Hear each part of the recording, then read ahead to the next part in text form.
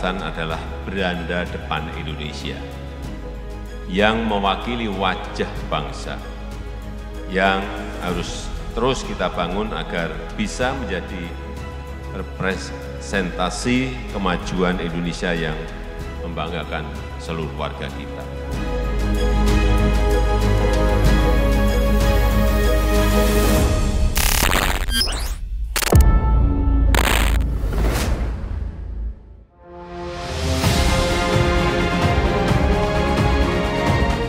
Pos Lintas Batas Negara atau disingkat PLBN adalah wujud komitmen pemerintah untuk membangun Indonesia dari kawasan perbatasan. Nawacita Presiden Joko Widodo menjadi salah satu landasan kuat dalam membangun kawasan perbatasan Indonesia.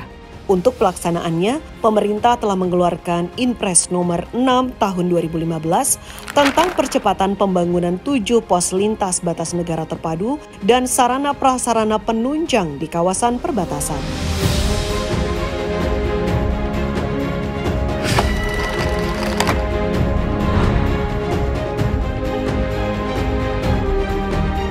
Empat tahun kemudian, pemerintah melakukan percepatan pembangunan di 11 PLBN lainnya melalui Inpres nomor 1 tahun 2019. Dengan adanya Inpres ini, kawasan-kawasan perbatasan tersebut telah semakin menawan. Untuk mengukuhkan PLBN terpadu sebagai beranda depan Indonesia, Presiden Joko Widodo kembali menginstruksikan percepatan pembangunan di 3 kawasan perbatasan yang tertuang dalam Inpres nomor 1 tahun 2021 tentang percepatan pembangunan ekonomi pada kawasan perbatasan negara di Aruk, Mota Ain, dan Skau. Selain terlibat aktif dalam penyusunannya, Sekretariat Kabinet juga diamanatkan Presiden untuk melakukan koordinasi pengawasan pelaksanaan Inpres tersebut. Untuk menjalankan tugasnya dalam mengkoordinasikan pelaksanaannya, Seskap menyampaikan bahwa Presiden Joko Widodo selalu menekankan agar daerah PLBN harus menjadi pusat pertumbuhan ekonomi baru. Kebetulan saya mendampingi beliau di beberapa tempat, hampir semua tempat saya mendampingi, sehingga melihat secara langsung di daerah pos lintas batas negara, sekarang etalase kita relatif sudah jauh lebih baik dibandingkan dengan seluruh negara tetangga kita.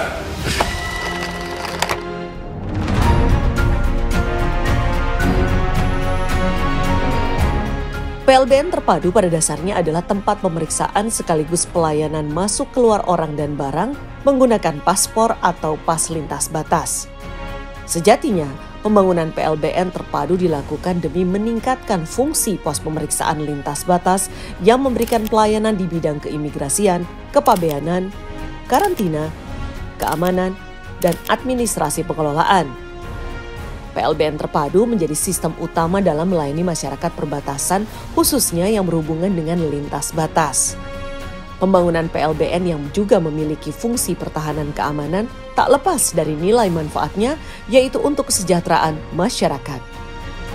Contohnya adalah PLBN Mota Ain di Kabupaten Belu, Nusa Tenggara Timur, yang merupakan pintu perbatasan antara Republik Indonesia dengan Republik Demokratik Timor Leste, kini telah menjelma menjadi pusat kegiatan ekonomi sesuai dengan tujuan awal pembangunannya.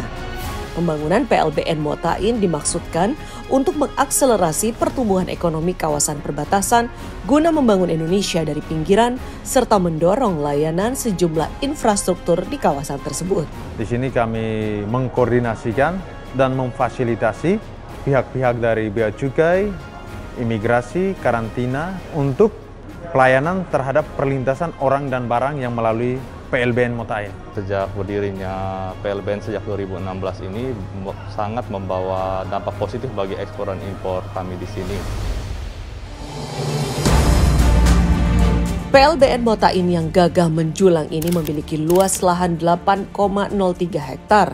Dari kejauhan, langsung terlihat jelas atap pintu gerbang dan bangunan utama yang seperti bentuk rumah adat Mbaru Niang berwarna abu-abu.